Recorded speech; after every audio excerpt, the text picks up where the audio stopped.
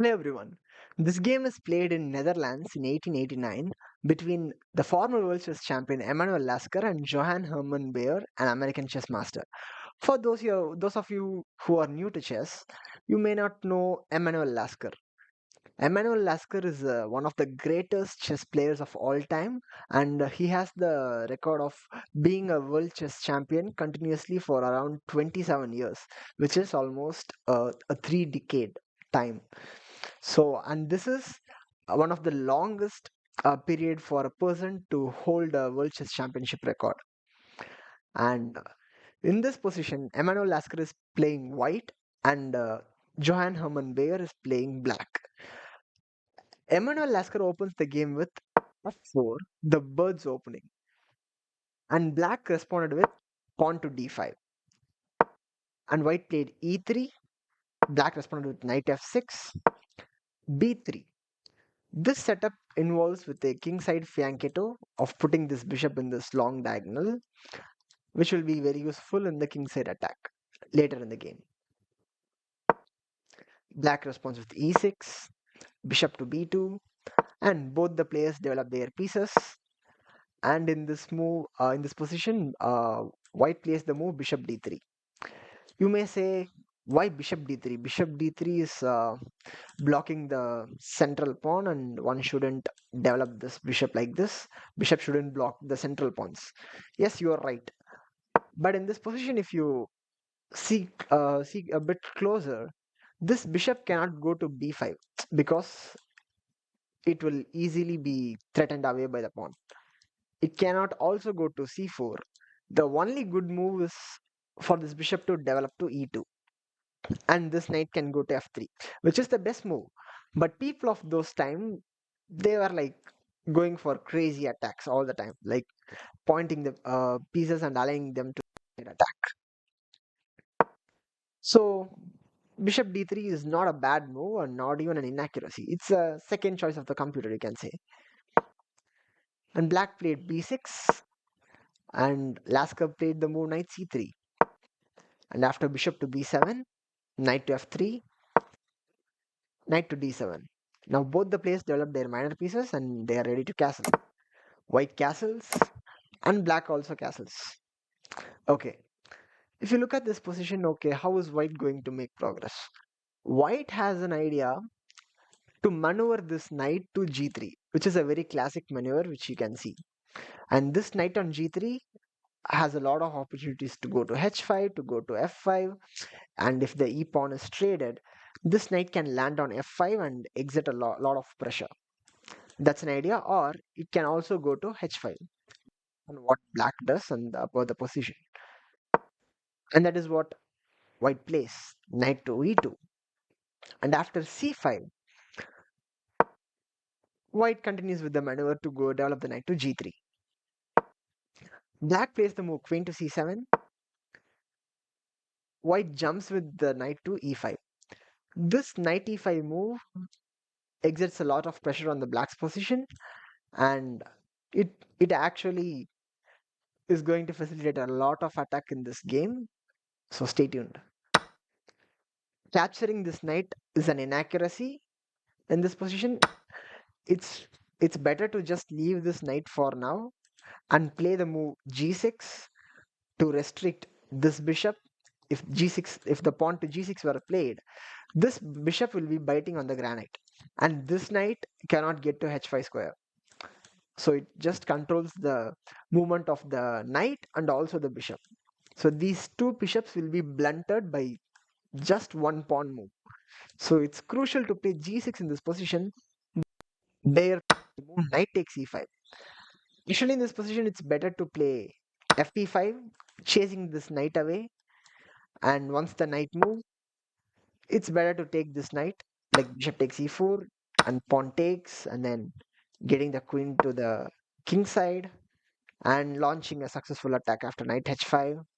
And white is the one calling the shots in this position because white white has two rooks ready to be doubled up on the f file, and yeah, white will have an enormous advantage in this position. But what Lasker played in this position is bishop takes e5. because Lasker didn't want to close down his bishop. If we see the resulting position after fe5, knight to e4, bishop takes e4, pawn takes, queen to g4, you can see this bishop is actually blocked by its own pawn. So Lasker didn't want to do that. Lasker played bishop e5, which is also good, and black moves the queen to c6. White develops the queen off its starting square and is preparing for an attack slowly. a6. This a6 move in this position is a serious mistake because this slow move cost this game to black. Because what he should have played is still this g6 move. This g6 move still blunts the bishop and controls the movement of this knight. So it is very, very crucial to play this move g6. And you may say, are in the dark squares weakened?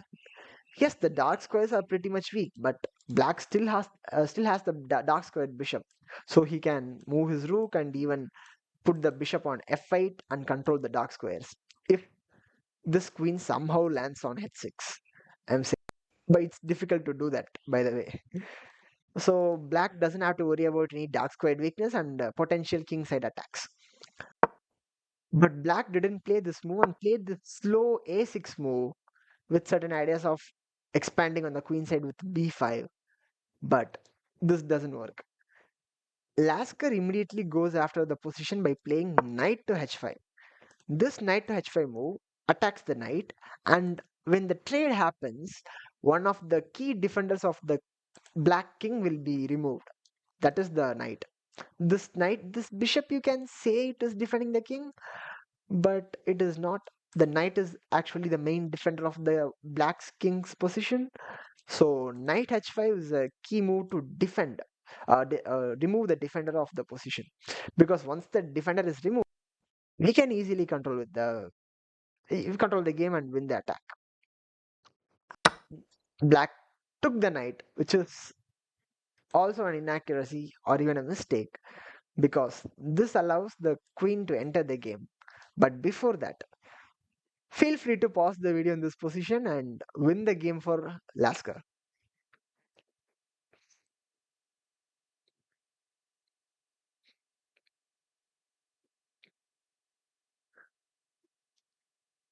Congratulations for not capturing right away.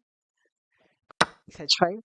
Queen takes h5 brings the game to equality. So don't do that. And if you had found the move, bishop takes h7 check. Congratulations. This is what Lasker played. And once the bishop is captured, we recapture the knight now with a tempo hitting the king. And once the king moves to g8, Lasker again sacrificed the bishop on g7, because right now we are threatening checkmate on h8 if the bishop is not captured. So this is a double bishop sacrifice, which is very famous at the time. And it's one of the first games to feature a first bishop sacrifice, double bishop sacrifice. So black accepts the sacrifice, and Lasker drops the queen back to g4, delivering a check, forcing the king to go to the h file, and brings the rook up to f3 with threats of going rook h3. And once the bishop blocks, rook takes h4 will be literally checkmate. So black has only one defending option, that is to go e5 to open up the king and open up the queen and sacrifice the queen for not getting checkmated. But white just played the move rook h3, and after queen to h6, Lasker captured the queen with check. And after king takes, you can look at the position and see, okay, white has a queen and a rook. Black has two rooks and two bishops. So black really has a rook and two bishops for a queen, which is a lot of material, and maybe black is better. But this king is weak, and the other terrible fact in this position is queen d7 is a fork of these two bishops, because these two bishops are undefended. So Play the move queen d7, hitting both the bishops, and only one of them can be saved. And the dark squared bishop is saved. Bishop f6, and Lasker captured the bishop on b7. And after king to g7, Lasker brought the rook to the f file, and this rook on the f file will be very useful once the position opens up with f takes e5. Or this rook can even go rook to f3 and rook to g3 for a devastating attack on the king.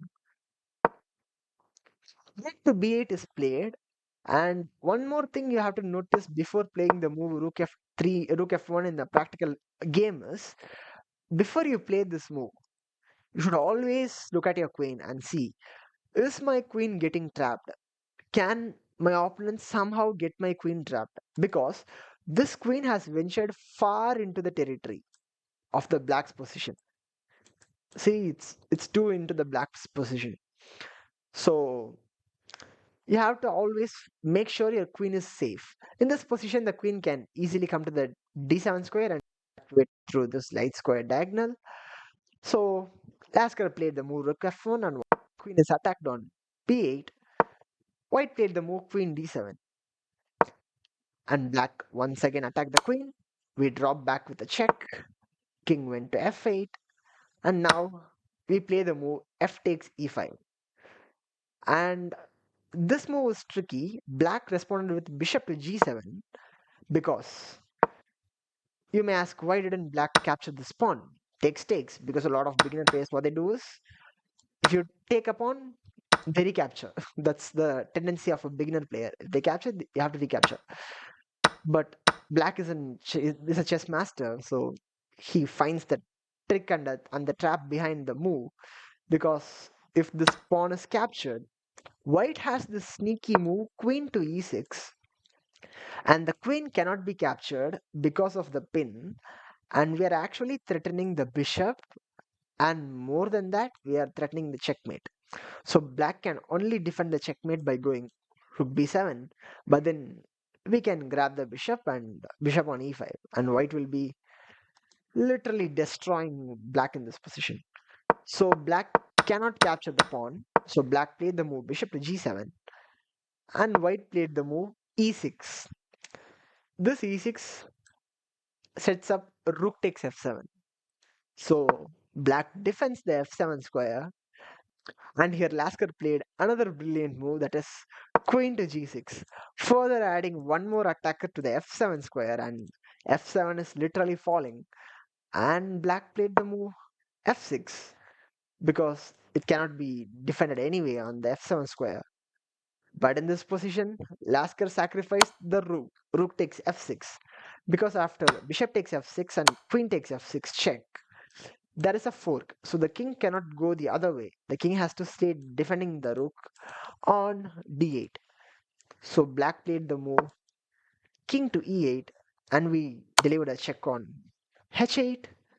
And after king to e7, played queen to g7 check, and after king takes e6, the rook on b7 is lost, and black has only one rook, and we have a queen. So this position is basically against basically a queen versus rook position. So black desperately defends the pawn on b6. White captured the pawn on a6. And after d4, captures, and after h4, because when you have too many pawns in the position, it's better to push the pawns to get another queen, you know, to promote them. So in this position, black played the final move d3, trying to sneak in and make a queen, but Lasker just played the move queen takes d3, and in this position, black resigned the game. You may ask, what? Sivaram, why can't black capture the queen? Yes, absolutely. But if you look at this position, this king and pawn in game is totally lost because black has only one pawn and we have a gazillion amount of pawns. So white is clearly winning and crushing the position. And yeah, white can simply push either of these pawns like a snowball effect, and black king can stop only one of the pawns, and one will easily make a queen. You don't even have to move your king in this position. So black resigned the. And this game features that double bishop sacrifice, that is the where it is. It's, yeah, this bishop takes h7, king takes h7, queen h5, king g8, and bishop g7. This double bishop sacrifice on g7 and h7 is happening for the very first time, and this game is very famous for that, played by the legend Emanuel Lasker. And if you enjoyed the video, consider subscribing to the channel, and don't forget to leave a like. Thank you for watching.